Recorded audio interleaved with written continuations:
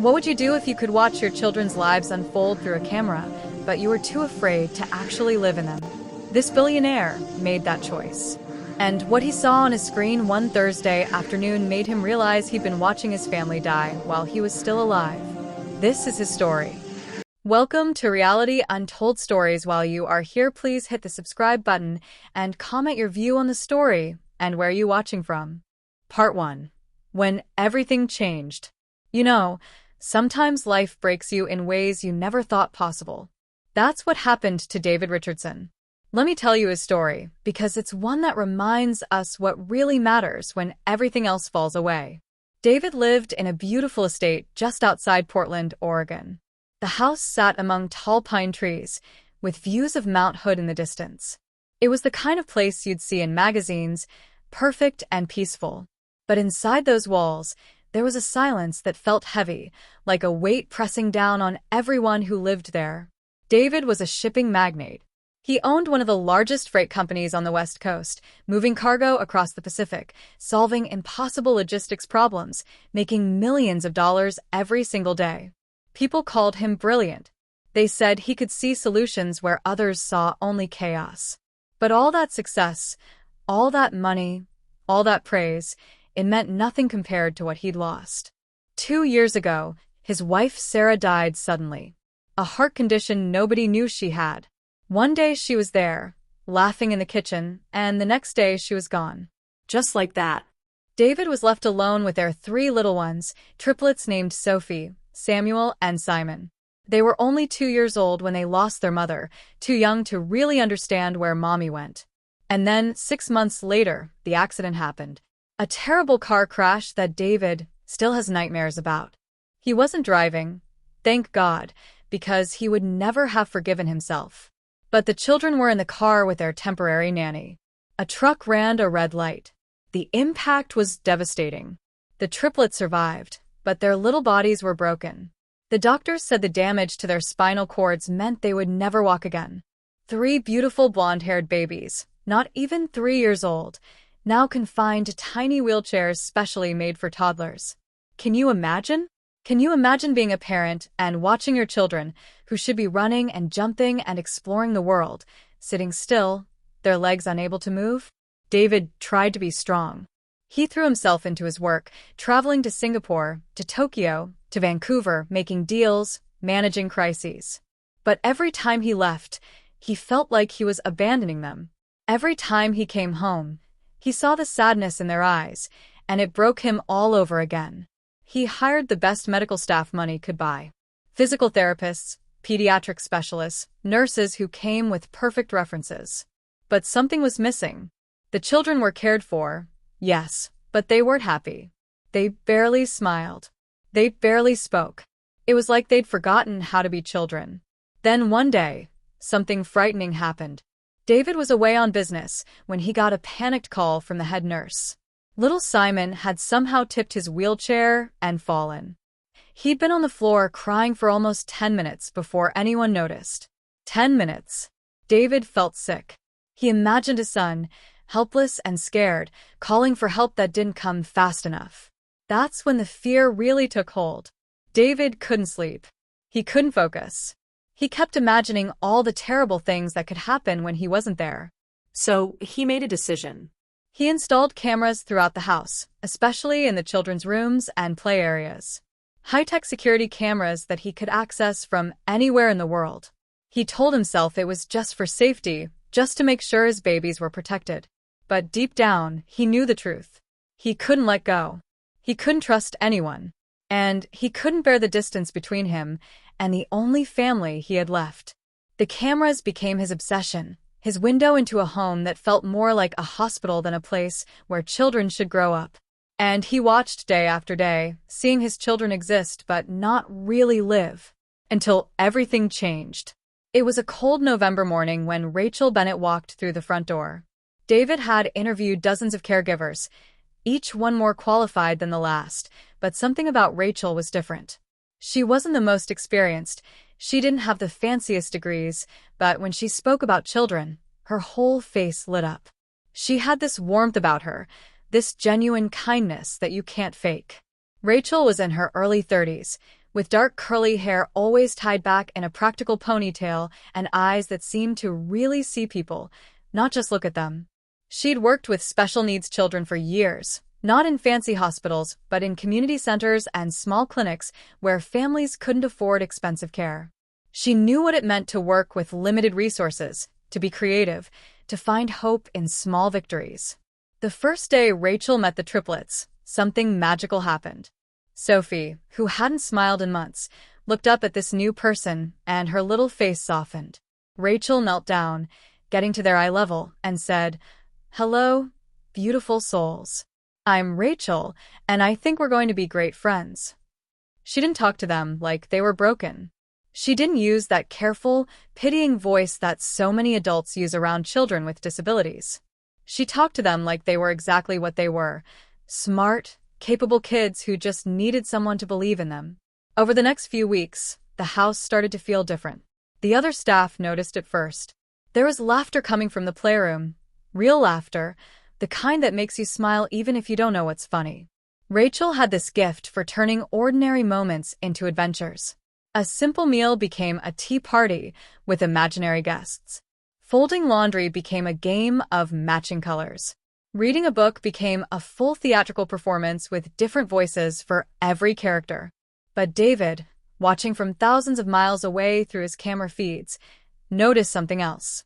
Something that made his heart beat faster every time he logged in. Rachel wasn't just playing with the children. She was working with them, really working with them, in ways the expensive therapists never had. It started small. Rachel would sit on the floor with the triplets and do stretching exercises, making it feel like a game. She'd hold their little legs gently and move them through motions, singing silly songs to keep them engaged. Then she brought in soft foam blocks and showed them how to reach and balance. She never pushed. She never forced. She just encouraged, patiently day after day. David found himself checking the cameras more and more often. During meetings, he'd have his laptop open to the live feed. On flights, he'd watch recorded footage. He saw Rachel staying late after her shift ended, not because she was paid to, but because she wanted to. He saw her celebrating tiny achievements: a hand grip that lasted 3 seconds longer, a leg muscle that flexed when it should have been still.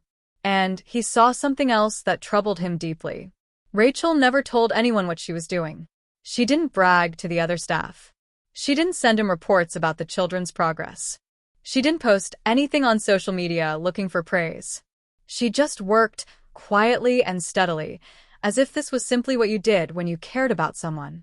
It made David wonder, why would someone pour so much of themselves into children that weren't even theirs? What was she hoping to gain? Or was it possible that she wasn't hoping to gain anything at all? The thought was almost foreign to him. In his world, everything was a transaction.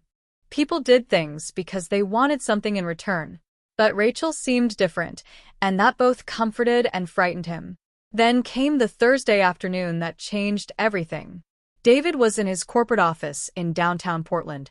Outside his window, the city sprawled out gray and busy under heavy clouds. He'd just finished a conference call with partners in Shanghai, and his head was pounding from exhaustion and too much coffee. Almost without thinking, he opened his laptop and clicked on the camera feed from the playroom. It was a habit now, this checking in, this virtual presence in his children's lives. What he saw made everything else disappear. The office, the deals, the numbers, all of it just vanished. Rachel was kneeling on the soft mat in the center of the room. In front of her, positioned carefully, were Sophie, Samuel, and Simon. But they weren't in their wheelchairs. They were on the floor, and Rachel had set up a low wooden bar, maybe a foot off the ground, the kind you might use for ballet practice. The triplets were holding onto this bar with their small hands, and they were trying to pull themselves up. David's breath caught in his throat. The doctors had said this was impossible. They'd said the children's legs would never support weight, that the neural pathways were too damaged, that hoping for recovery was cruel because it would only lead to disappointment. But here they were, his babies, trying. Rachel wasn't touching them. She was just there, close enough to catch them if they fell, her voice soft and encouraging. "That's it, Sophie. Feel your hands. Feel how strong they are. Samuel, you're doing so well. Simon, sweet boy, Take your time. There's no rush. We have all the time in the world. And then it happened. Sophie, his little girl with the serious eyes and the rare smile, she pulled. Her arms trembled with effort, and her face scrunched up with concentration. And her legs, those legs that weren't supposed to work, they straightened. Just a little. Just for a moment. But they straightened, and her feet pressed against the floor, and she held herself there for 1 heartbeat, 2 heartbeats, 3. Rachel gasped, her hand flying to her mouth, tears instantly streaming down her face. Yes. Yes, Sophie. Oh my God, yes. David was standing now. He didn't remember standing, his hands pressed flat against his desk, his eyes locked on the screen. He felt tears on his own face, hot and unexpected.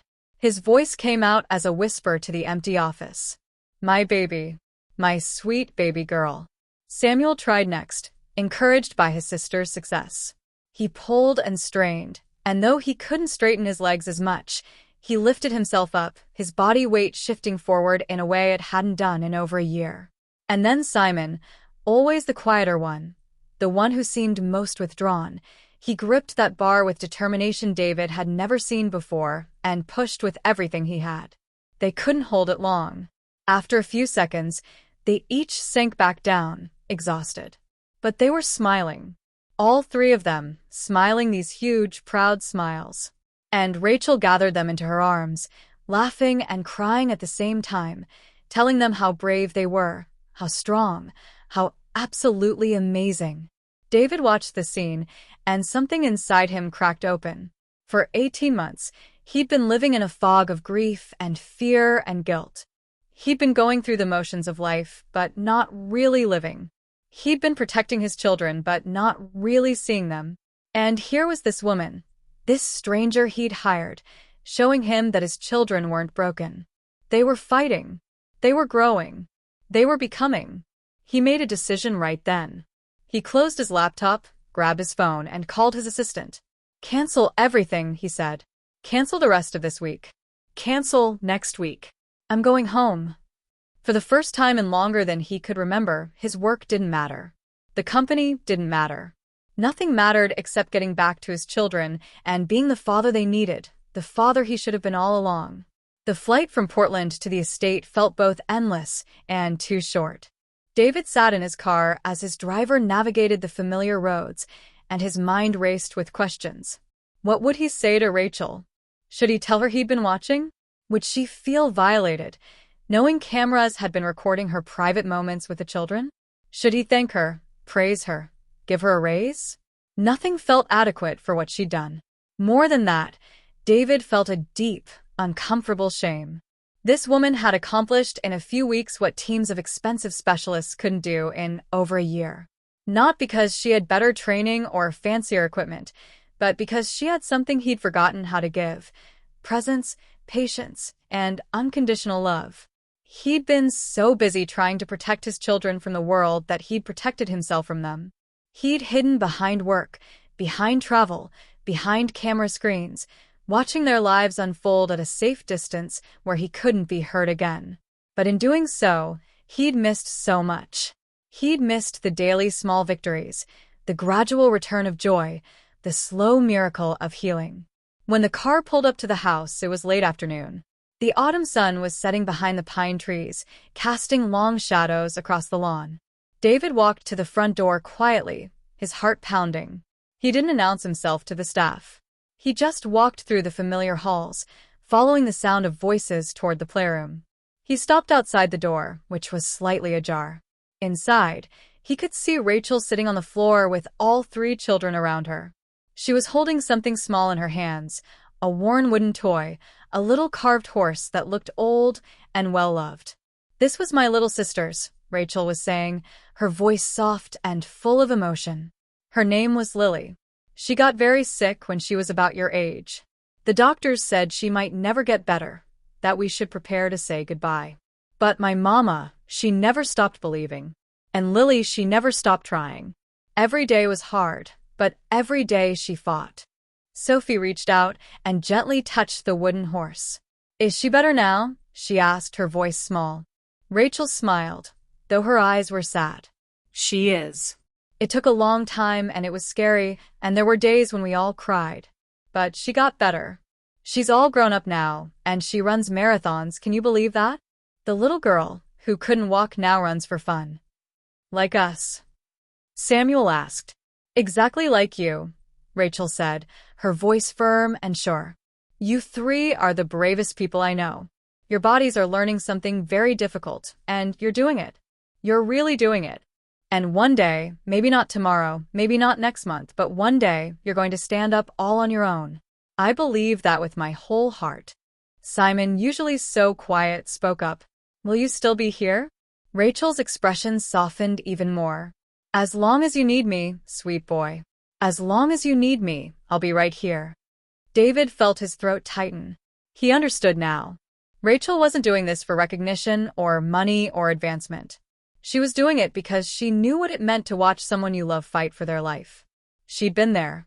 She understood the fear, the hope, the desperate need to believe in impossible things. He took a breath and stepped forward. The old wooden floor creaked under his weight. Rachel's head snapped up, and her eyes went wide. For a moment, there was surprise, then confusion, and then something that looked like fear. She quickly stood up, putting herself slightly between David and the children, as if protecting them. Mr. Richardson, she said, her voice unsteady. I didn't know you were coming home. I would have prepared. Don't, David said gently, holding up his hand. His own voice was thick with emotion. Please don't apologize. I should be the one apologizing. The triplets had turned to look at their father. Sophie's face lit up with joy, and she called out, Daddy. All three children started rolling their wheelchairs toward him, and David dropped to his knees, opening his arms wide to gather them in. He held them tight, breathing in the smell of their hair, feeling the warmth of their small bodies, and he cried. He cried for all the time he'd lost, for all the moments he'd watched through a screen instead of living in person, for the way he'd let fear turn him into a ghost in his own home. I'm sorry, he whispered into their hair. I'm so sorry I haven't been here. But I'm here now. I'm here, and I'm not leaving again. When he finally looked up, Rachel was still standing there, uncertain and worried. David gently released the children and stood up to face her. I need to tell you something, he began. Rachel stood very still, her hands clasped in front of her, waiting. David could see the tension in her shoulders, the way she was bracing herself for whatever was coming. She probably thought she was in trouble, that she'd overstepped somehow by working with the children in ways that weren't officially approved. I've been watching, David said quietly. Through the cameras. I've seen everything you've been doing with Sophie, Samuel, and Simon. Rachel's face went pale. Mr. Richardson, I can explain. I know I should have asked permission first, but the children showed such potential, and I thought if I could just… Rachel, stop. David's voice was firm but kind. You're not in trouble. The opposite, actually. I brought you here to thank you and to apologize. Confusion flickered across her face. Apologize? For what? David looked at his children, who were playing quietly nearby, then back at Rachel. For not being the father they deserved. For hiring you to do the job I should have been doing myself. For watching my children's lives through a screen instead of being present in them.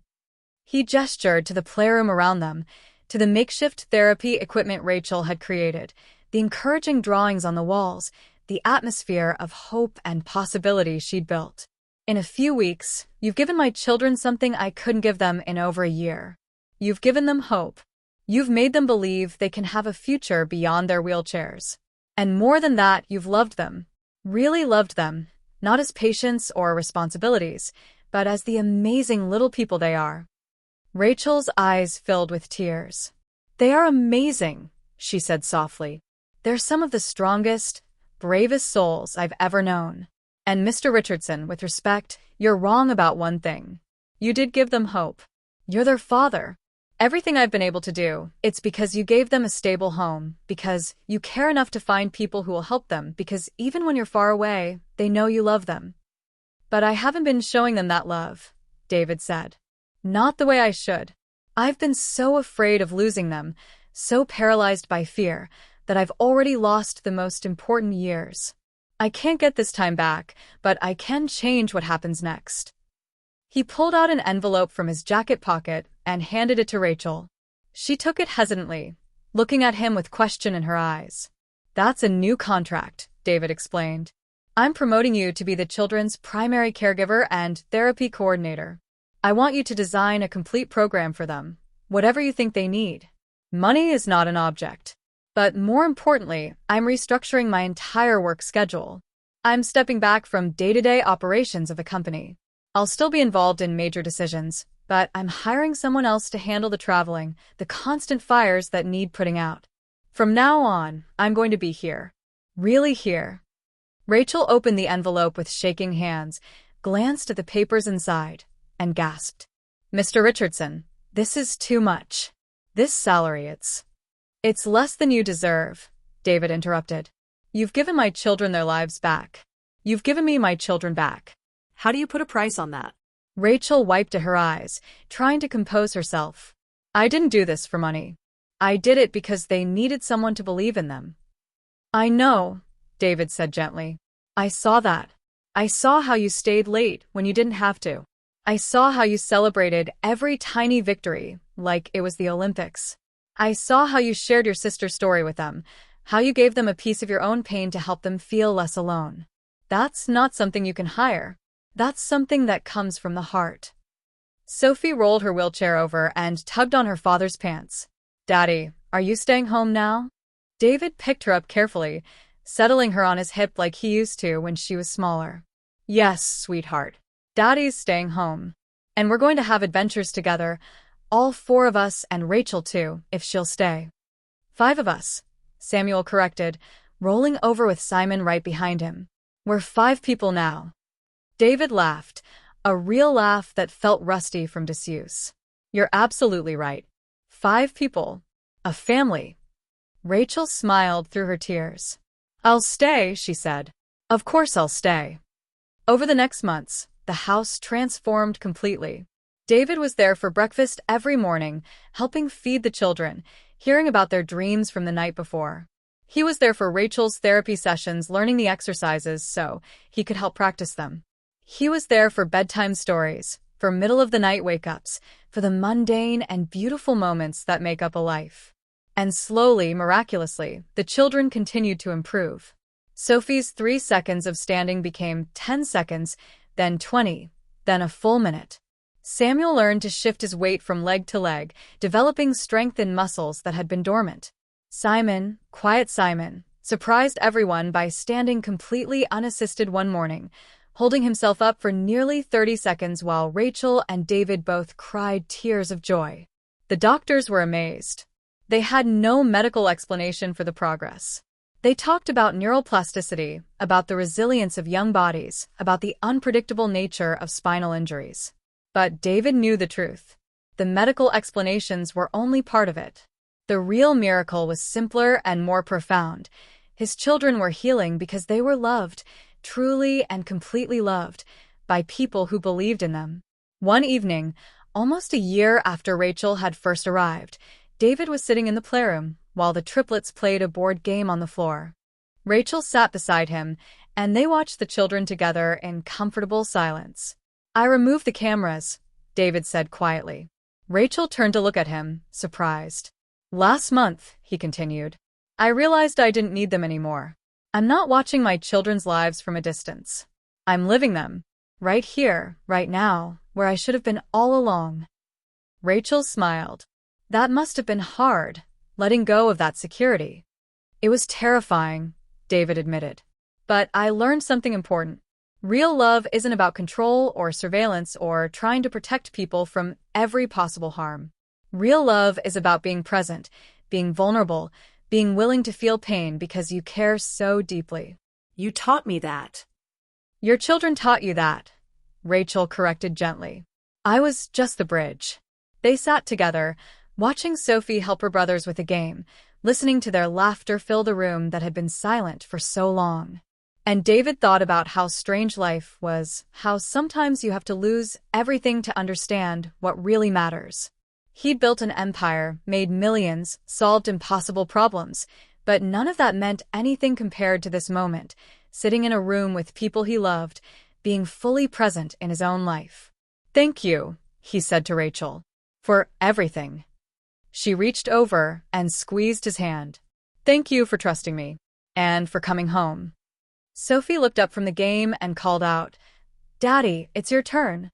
David smiled, got up, and walked over to join his children. As he settled onto the floor beside them, he felt something he hadn't felt in years. Complete, imperfect, beautiful happiness. The kind you can only find when you stop running from pain and start embracing love in all its messy, miraculous forms. And in that moment, watching his children laugh and play and grow stronger every day, David Richardson finally understood what it meant to be truly wealthy. Not in money or success or power, but in the only currency that ever really mattered: time spent with the people you love, being exactly where you're supposed to be.